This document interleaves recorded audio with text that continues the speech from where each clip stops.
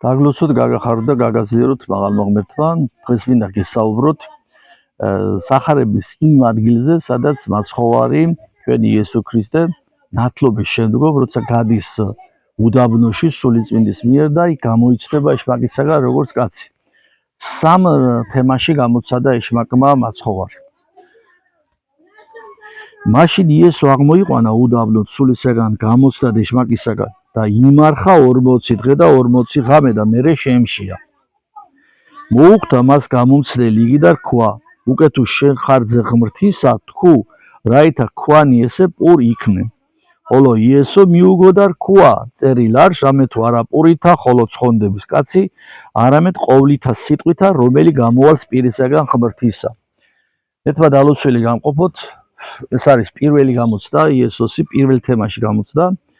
40 დღე და ღამე იმარხულა, არაფერი უჭამია და შემდგომ შეემშია. თვითონ ის ფაქტი, რომ იესოს მოშივდა, აქ მეტყველებს იესოს კაცობრიულ ბუნებაზე. შეუძლებელია ღმერთს რა მოშივდეს საჭმელი. ეს არის მისი კაცობრიული ბუნების გამოხატულება, ნიშანი და იესო მოშივდა როგორც კაცს. მიდის მასთან ეშმაკი და ეუბნება, რომ თუ ხშია შენ და ძეხვთის სახარო, აქ უამრავი ქვები არის და გადააქციეს ქვები პურებად და ჭამეო.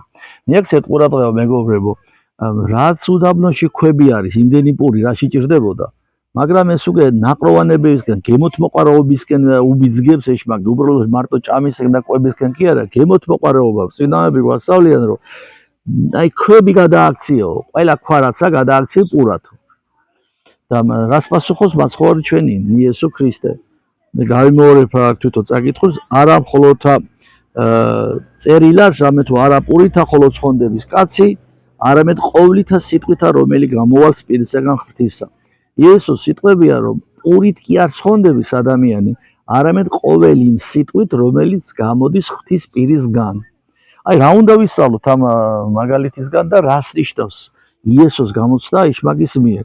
თითოეული ჩვენთაგანი, ჩემო ძვირფასო მეგობრებო, გადის სწორედ ამ გამოცდის გზა ცხოვრებაში. რაც ქრისტემ გაიარა, შემთხვევით კი არ გაიარა, ეს ყველაფერი გაიარა და დაწერილია თითოეულ ჩვენთაგანისთვის სასწავლებლად, რომ ჩვენ ეს შემეცნება მივიღოთ არა მარტო გონებით, არამედ ცხოვრებითაც რომ ვისწავლოთ, ეს ან გულითაც რომ მივიღოთ, გავითავისოთ და გავითვალისწინოთ ცხოვრებაში. რა ხდება, როდის მიდის ეშმაკი ადამიანთან სასტუმროდ, როდესაც დაინახა ეშმაკმა, რომ იესოს მოშივდა. მიაქციეთ ყურადღება. ესე იგი, როდის მოდის ადამიანთან ეშმაკი სასტუმროდ, როდესაც ადამიანის რაღაც სისუსტის გამოვლინება გააჩნია. სწორედ იქ მიდის ეშმაკი და იმ სისუსტიდან უვლის, სარგებლობს ადამიანის სისუსტეს და უბიძგებს არასწორი ქმედებისკენ.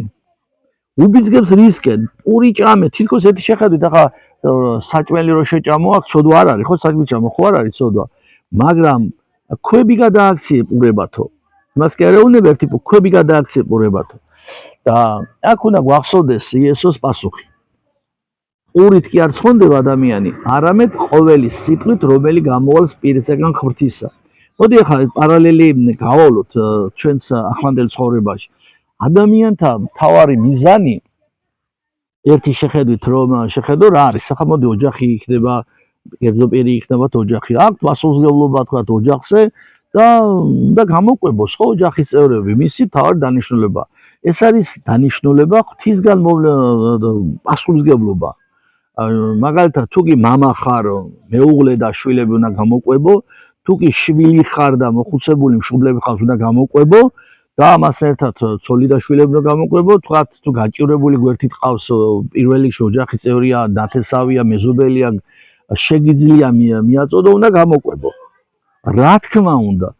და ეს ასე ცხოვრება ძალიან კარგია და ღვთისმცნებების ცხოვრება. მაგრამ ამასთან ერთად ჩემო ძვირფასებო, მხოლოდ ამით თუ კი შემოვიფარგლებით ჩვენ და მხოლოდ გამოყვებით ვიცხოვრებ ჩვენ და დაგვავიწყდება ღვთის პირიდან გამომავალი სიტყვა, მაშინ ჩვენ მეგობრებო ვცილდებით ღმერთს, მიუხედავად იმისა, რომ სათნოებებით ცხოვრობთ. ჩვენ ღვთის პირიდან გამომავალი სიტყვა არ უნდა დაგვავიწყდეს და რას ნიშნავს ღვთის პირიდან გამომავალი სიტყვის არ დავიწყებ? რა შეიძლება აქ ვიგულისხმოთ? აი მაგალითად, ერთია რომ შენს მოვალეობას ასრულებ უფლის წინაშე და შენი ახლობლების წინაშე და მეორე არის, როდესაც ხედავ ბოროტებას, ხედავ ცოდვისკენ მიდრეკილებას და ზნეობრივ გადაგვარებას შენს უყოფი ადამიანებისგან და იმის გამო ხარ ჩუმად, რომ ოჯახი ყავს სარჩენი. კიდევ ვიმეორებ, რომ კარგად გაიგოთ. როდესაც ხედავ ქვეყანაში გარყვნილების პიკს, განარკომანების პიკს, ხედავ ქვეყანაში ქართული ერის გენოციდს, ხედავ ქვეყანაში უცხოტომელების მომრავლებას, ხედავ ქვეყანაში თუ რამე ცოდვა არის მის პროპაგანდას და შენ ჩუმად ხარ იმის გამო, რომ ოჯახი ყავს სარჩენი, რა ვქნა, შვილები საჭმელი ხომ დავაჭამო, ანუ ხელფასი მინდა, შემოსავალი მინდა და ასე და ასე შემდგომ. გაიხსენე კარგად ეს ადგილი სახარებიდან, არა მხოლოდ პურითა ცხონდების კაცი, არამედ ყოველი სიტყვიდან, რომელი გამოვალს პირისგან ღვთისა. ღვთის პირიდან გამომავალი სიტყვა არის ჩვენი მარჩენალიც, ჩვენი მაცხონებელიც. ნახეთ როგორ ჩვენ შვილებს ვაჩენ და გონია რომ შვილებს ჩვენო ვზრდით. გონია ჩვენ ილუზიებში ვართ. სინამდვილეში რომ არა ღვთის შეწევნა, თქვა ჩვენი ჯანმრთელობის მხრივ, ჩვენი ფიზიკური შესაძლებლობების მხრივ და სხვადასხვა მიზეზების მხრივ. ჩვენ არათუ შვილებს ჩვენ თავსაც გამოყვებავდით. ღვთის გარეშე ცხოვრება ნიშნავს ჭიდად იღებდე წყალს და ასხამდე ვედროში, რომელსაც არ გააჩნია ძრო. ანუ იქცეოდე წყალი. ამ წყალს სახლში ვერანაირად ვერ მოიტან. ერთად ალოცველი გამყოფოთ, ეს არის ქრისტეს გამოცდის პირველი თემა. მერთვა შეაყვაროს ქართველ საქართველო, მერთვა მიმადლოს ქართველ ხალხს სახელმწიფოებრივი აზროვნების უნარი. მეორე თემაზე, მეორე ნაწილში შეგიძლიათ მომისმინოთ. მადლობა ღმერთს ყველაფრისთვის და მადლობა თქვენ მოსმენისთვის.